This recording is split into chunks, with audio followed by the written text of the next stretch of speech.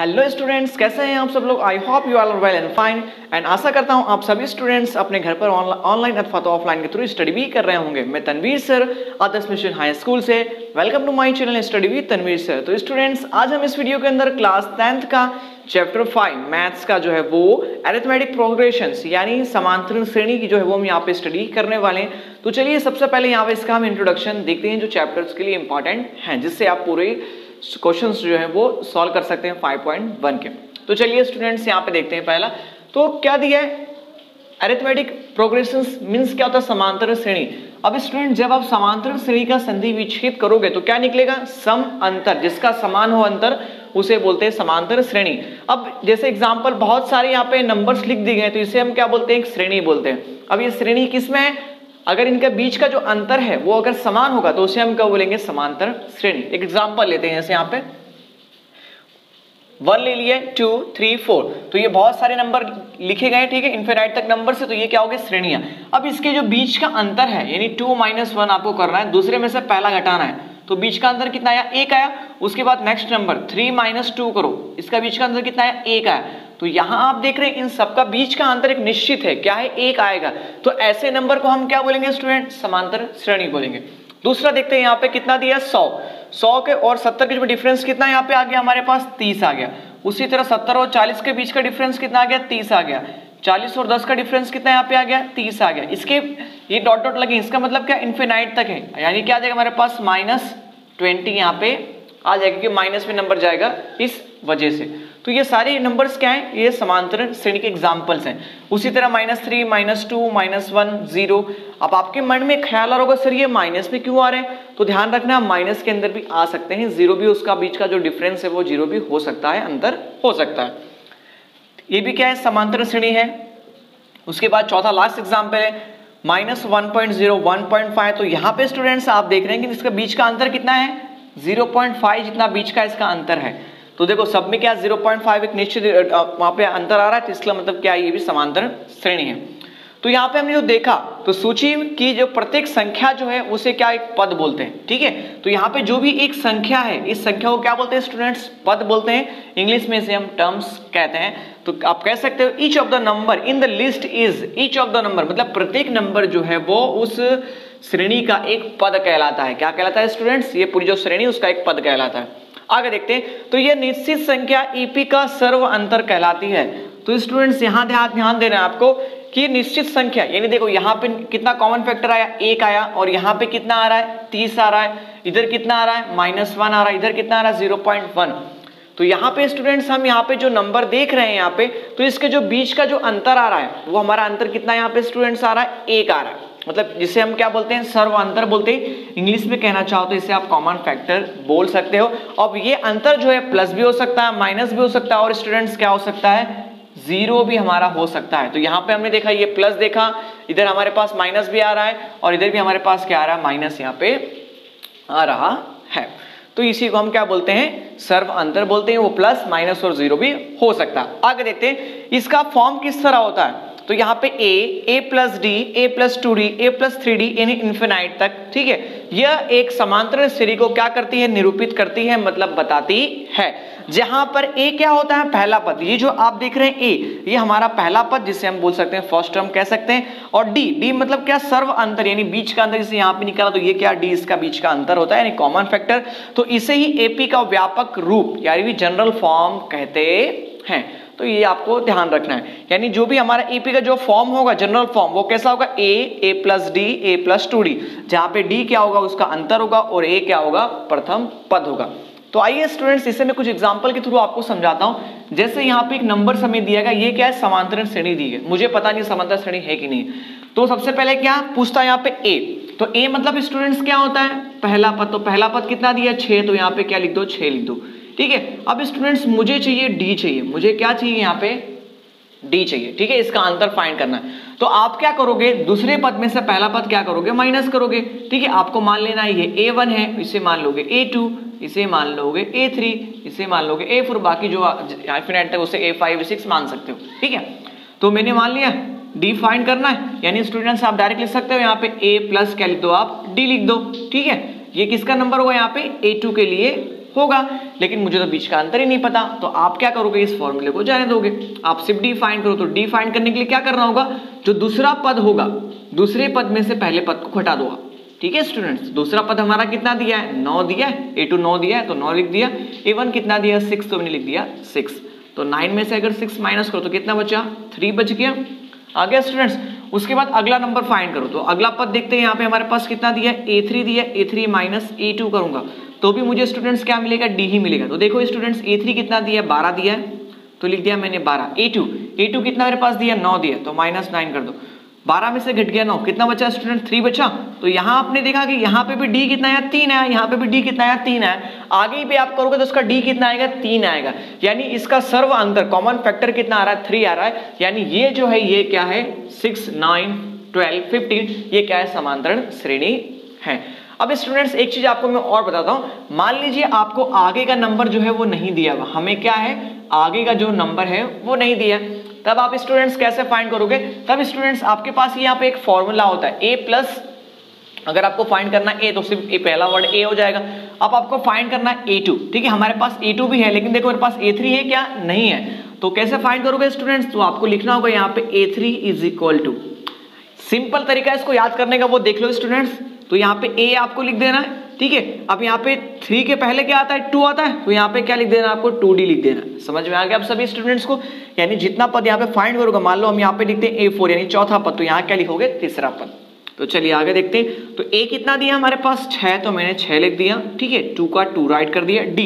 d मतलब हमने अंतर कितना फाइंड किया, 3 फाइंड किया, तो यहाँ पे क्या लिख दोगे, 3 लिख दोगे, ठीक है। तो चलिए आगे सॉल्व करते हैं। तो 3 दूनी कितना हमारे पास हो गया, 6 हो गया। अब 6 और 6 हमारे पास स्टूडेंट्स कितना हो गया, 12 हो गया। यानी a3 इज इक्वल टू हमारे पास स्टूडेंट्स कितना आएगा, 12 यहाँ पे हमारे पास आएगा। अब इसी तरह अगर आपको फाइंड करना है, a3 तो फाइंड कर लिया, फाइंड करना है आपको a4, तो स्टूडेंट्स आप यहाँ पे क्या लिख दोगे, यहाँ पे a4 राइट कर दोगे। a4 इज इक्वल टू क्या हो जाएगा हमारे पास, a प्लस 3d, ठीक है। a की वैल्यू कितनी दी है, 6 दी है, 3 का 3, d की वैल्यू भी कितनी दी है स्टूडेंट्स, 3 हमारे पास दी गई है, ठीक है। तो 6 का 6 राइट कर दो, 3 3 कितना हो गया, 9 हो गया, 6 प्लस 9 हमारे पास कितना हो गया, 15। तो स्टूडेंट्स यहाँ देखें हमने, यहाँ पे हमने स्टूडेंट्स क्या किया, d यानी ये समांतर श्रेणी है, इसे भी हमने फाइंड कर लिया क्योंकि कॉमन अंतर d आ रहा है। अगर मान लीजिए मुझे पद नहीं दिया तो मैं इस फॉर्मूले की मदद से पद को भी क्या कर सकता हूँ, फाइंड कर सकता हूँ। तो चलिए स्टूडेंट्स यहाँ पे मैंने कुछ एग्जांपल्स यहाँ फॉर्मूले दिए, उसे आपको राइट करना है, कुछ मैंने छोड़ा हुआ है। जैसे यहाँ पे a4 दिया, तो स्टूडेंट्स यहाँ पे आप क्या राइट कर दोगे, 3d, क्योंकि 4 के पहले क्या आता है, 3। उसी तरह 5 के पहले क्या आएगा, चौथा पद, तो यहाँ पे क्या रख दोगे, 4d। d क्या होता है हमारा, कॉमन फैक्टर होता है, यानी बीच का अंतर होगा, और a जो होता है वो हमारा क्या होता है, प्रथम पद होता है। अब स्टूडेंट्स यहाँ पे एक चीज थोड़ा ध्यान देना है आपको कि यहाँ पे सेकंड पर कितना दिया, हमें 70 दिया है, ठीक है, और फर्स्ट पर कितना दिया, 30 दिया, यानी आप क्या करोगे, 70 दूसरे पद में से पहले पद को घटाओगे आप, तो स्टूडेंट्स हमारे पास कितना आएगा, -30 आएगा, क्योंकि बड़ी संख्या किसमें, माइनस में, यानी इसका स्टूडेंट्स अंतर कितना हमारे पास होगा, माइनस होगा। उसी तरह तीसरा सवाल अगर आप देखेंगे तो हमें क्या करना है, दूसरे पद में से पहले पद को क्या करना है, घटा देना है, ठीक है। तो माइनस माइनस कितना दिया हमारे पास, 3, तो माइनस माइनस स्टूडेंट्स क्या हो जाएगा हमारे पास हो जाएगा प्लस, यानी प्लस कितना हो गया 3, इधर कितना है -2, यानी इसका बीच का अंतर कितना आ जाएगा 1। तो यहाँ पे बीच का अंतर कितना हो जाएगा स्टूडेंट्स, यहाँ पे हमारा 1 यहाँ पे हो जाएगा। तो अब स्टूडेंट्स यहाँ पे कुछ और फॉर्मूला देखते हैं जो इसके एक्सरसाइज प्रश्नावली यानी कह सकते हैं 5.2, 5.3 और 5.4 के लिए जो इंपॉर्टेंट है वो देखते हैं।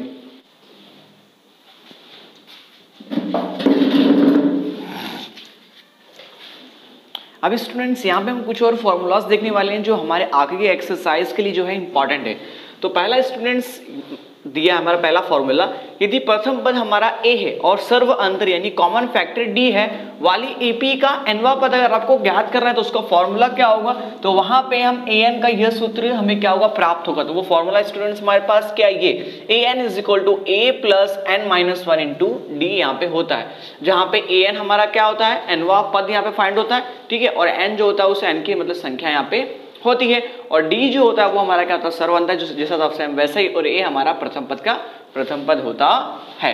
अब स्टूडेंट्स इसे एग्जांपल के थ्रू हम यहाँ पे समझते हैं। जैसे हमें यहाँ पे AP दिया है, AP मींस का समांतर श्रेणी हमें दी गई है 2, 7, 12, यहाँ से अनंत तक दी गई है।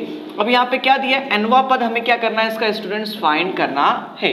तो nवां पद का फॉर्मूला हमारे पास क्या है, an is equal to a plus n-1 into क्या होता है, d हमारे पास होता है। स्टूडेंट्स पहला पद कितना दिया है 2, तो यहाँ पे लिख लेना है a is equal to 2 and d is equal to क्या हो जाएगा a2 माइनस a1 कर देना आपको, a2 minus a1। a2 students कितना दिया 7, a2 मतलब अगली वाली संख्या 7 माइनस 2, यानी 7 में से गया तो कितना बच गया 5 आ गया, यानी d की वैल्यू कितनी आ गई 5 आ गई। और स्टूडेंट्स यहाँ पे क्या करना है आपको का nवा पद आपको यहाँ पे फाइंड कर दे दिया, ठीक है। तो चलिए रख देते हैं फॉर्मूला यहाँ पे हम, तो a कितना दिया हमारे पास 2 दिया हुआ है प्लस n नहीं दिया है तो वही तो हमें फाइंड करना है an। d कितना दिया हमें 5 दिया, तो यहाँ पे क्या रख देते हैं 5 रख देते हैं। अब फाइंड करते हैं 2 प्लस गुणा कर दीजिए, गुणा एक बार इससे होगा फिर एक बार इससे होगा, तो 5 गुणा n कितना हो गया 5n हो गया, माइनस 5 एकम कितना हो गया 5 यहाँ पे हमारे पास हो गया। अब इसे सॉल्व कर लेते हैं, नंबर्स को नंबर्स के पास रख दो तो कितना हो जाएगा 2 माइनस 5 प्लस कितना हमारे पास हो जाएगा 5 का n हो जाएगा, ठीक है। अब 2 में से माइनस 5 कर दो तो कितना बचेगा हमारे पास -3 बचा है, क्योंकि बड़ी वैल्यू माइनस में इसलिए, तो 5n।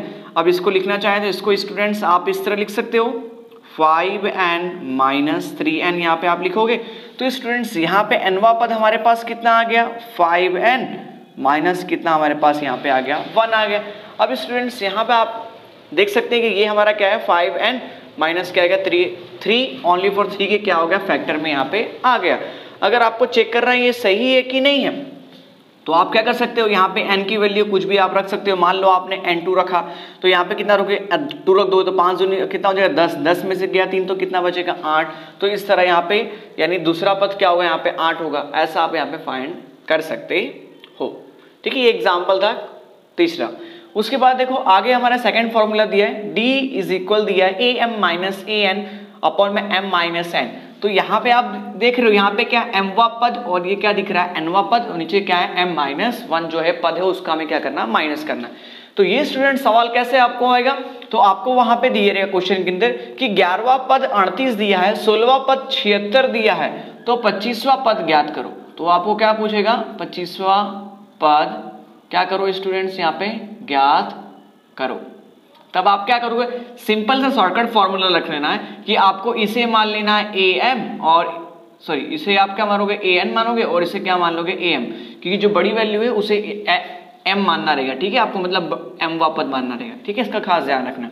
तो चलिए तो यहाँ पे क्या दिया है 16वां पद 76, तो यानी am यानी 16वां पद कितना आपको दिया है 76, तो यहाँ पे आप लिख देंगे 76 माइनस का माइनस an यानी 11वां पद कितना दिया 38, तो क्या रख दोगे 38 m मतलब यहाँ पे पद यानी कौन सा पद 16 पद तो 16वां पद, ठीक है, माइनस फिर कौन सा पद 11वां पद छोटा दिया वो।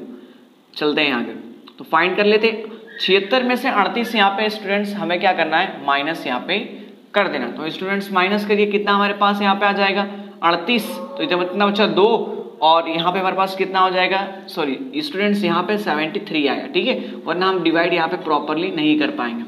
तो स्टूडेंट्स हमारे पास कितना आएगा 35 यहाँ पे आ जाएगा, ठीक है। कैसे तो यहाँ पे देखेंगे 13 में से गया 8 तो कितना बचा स्टूडेंट हमारे पास 5 बचा, या कितना बचा 6 में से गया 3 तो कितना बच गया 3, और नीचे 16 में से गया 11 कितना बच गया 5, 5 से कितना होता है 35, यानी कितना हमारे पास है d इज इक्वल टू हमारे पास 7 आ गया, ठीक है स्टूडेंट। तो इसे आप लिख सकते हो यहाँ पे d इज इक्वल टू हमारे पास कितना आ गया 7 आ गया। अब आपको कौन सा पद पूछा है 25वां पद पूछा है, तो आप यहाँ पे a कितना रखोगे 25, फिर फॉर्मूला क्या होता है a plus n minus 1 into क्या रख दोगे d, ठीक है स्टूडेंट्स। तो a की वैल्यू हमारे पास यहाँ पे फाइंड पता है क्या, मुझे नहीं पता, और उसकी वैल्यू पता है क्या नहीं पता। तो आप क्या करेंगे स्टूडेंट्स इसमें और इसमें से हम क्या करेंगे a की वैल्यू जो है वो क्या करेंगे पहले फाइंड करोगे, ठीक है। अब d की वैल्यू तो मुझे पता है, ठीक है, तो वहां पे आप क्या कर सकते हो फाइंड इस तरह कर सकते हो पूरा सवाल का आंसर। तीसरा देखते हैं यहाँ पे एपी के प्रथम n पदों का योग का s सूत्र। अब ध्यान रखना है स्टूडेंट्स, अब जैसे यहाँ पे हमने एपी यहाँ पे आप फाइंड करते हैं, ठीक है, उसी तरह यहाँ पे अगर आपको दे दिया एपी के n पदों का योग पूछा है, मतलब आपको पूछ लेगा इसका योगफल ज्ञात करो, ठीक है, तो आप क्या करते हो उसका s का रखना पड़ेगा फॉर्मूला, इसका फॉर्मूला होता है S N is equal to n/2 2a plus n minus 1 into क्या होता है d। अब ये भी फॉर्मूला जो आप देखेंगे ये हमारा फॉर्मूला था nवा पद का, उसी से ये फॉर्मूला बना हुआ है, खाली ओनली फॉर क्या है यहाँ पे 2a जो है एक a ज्यादा बार यहाँ पे आ गया। तो स्टूडेंट्स यहाँ पे मैंने l क्यू डिनोट किया, मतलब l क्यू बताया, तो आप चाहो यहाँ पे अगर आपके पास अंतिम पद आपको दिया, मान लीजिए आपको L यहाँ पे दिया है 36 आपको दिया हुआ है, तो डायरेक्ट आप इस L की 36 रख के भी यहाँ पे जो हमारा n पदों का योग है, योगफल जो है वो आप फाइंड कर सकते हो, डायरेक्टली आराम से कर सकते हो। तो ये थे हमारे पूरे फॉर्मूला, मैंने आपको समझा दिए। तो स्टूडेंट्स जो भी एक्सरसाइज अब आगे आप सॉल्व करोगे वो सारे के अंदर यही फॉर्मूला क्या होगा यहाँ पे यूज होने वाला है। ओके स्टूडेंट्स, दीजिए तनवीर सर को इजाजत, मिलते हैं एक्सरसाइज 5.1 के अंदर। तब तक के लिए स्टूडेंट्स जय हिंद।